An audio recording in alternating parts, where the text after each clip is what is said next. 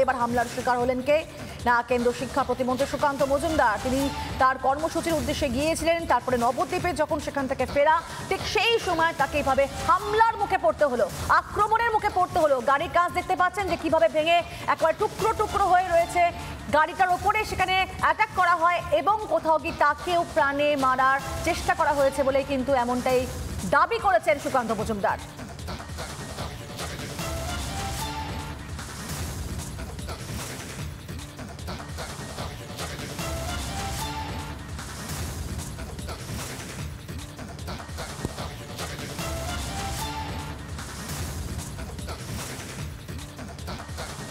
নবদ্বীপে রাসপূর্ণিমায় ঘুরছি, দুটো গাড়ি আমাদের একটু পিছনে পড়ে যাওয়ার জন্য তারা ঘোরানোর সময় বাস স্ট্যান্ডে ঢুকেছিল, সেখানে পর্যন্ত আমাদের গাড়ি ভাঙচুর করা হয়েছে।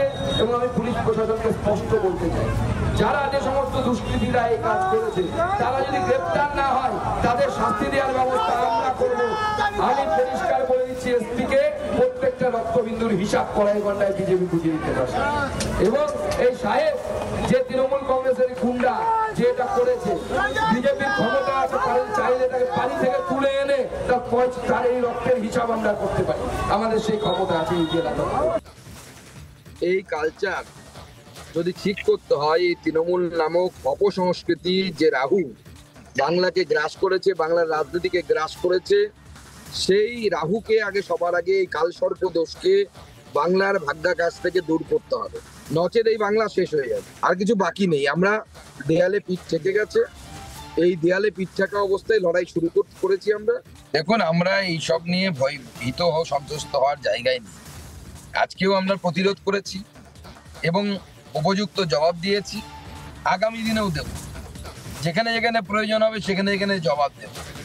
এবং সেদিন খগেন মুর্মুর কে যারা আক্রমণ করেছিল, পুলিশকে আমি যে টাইম দিয়েছিলাম তার মধ্যে পুলিশ বেশ কয়েকজনকে অ্যারেস্ট করেছে, এবং অ্যারেস্ট করলেও যেদিন বেরোবে তারা জেল থেকে সেদিন ব্যবস্থা হবে, সবখানে কাউকে ছাড়া হবে না।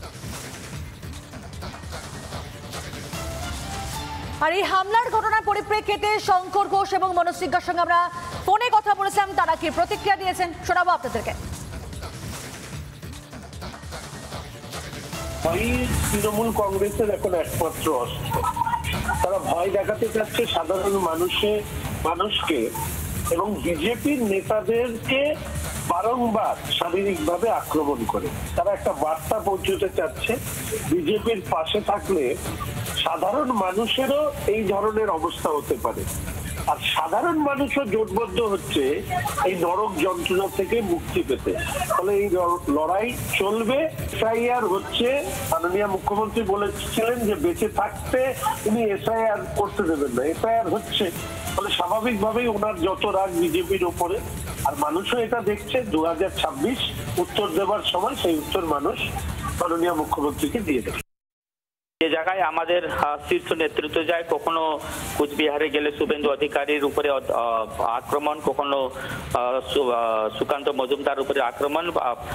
মুদ্রা কথা হলো যে এসআইয়ের হয়ে মানে টিএমসি যা ভয় পেয়েছে, একটা সারা পশ্চিমবঙ্গ ব্যাপী একটা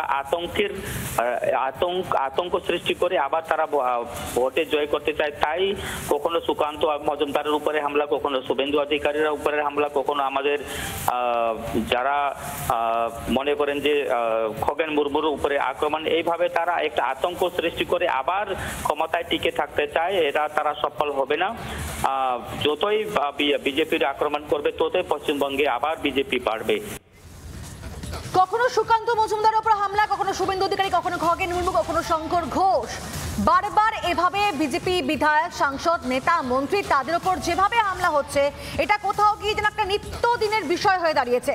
আইনের শাসন বলে কিছু নেই, এবং সবচেয়ে বড় কথা, নেতাদের যদি এই অবস্থা হয় তাহলে কর্মী সমর্থকদের তাদের কি হবে?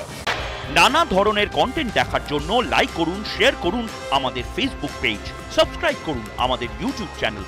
পাশাপাশি অন্যান্য ব্রেকিং নিউজের জন্য অবশ্যই চোখ রাখুন রিপাবলিক বাংলায়।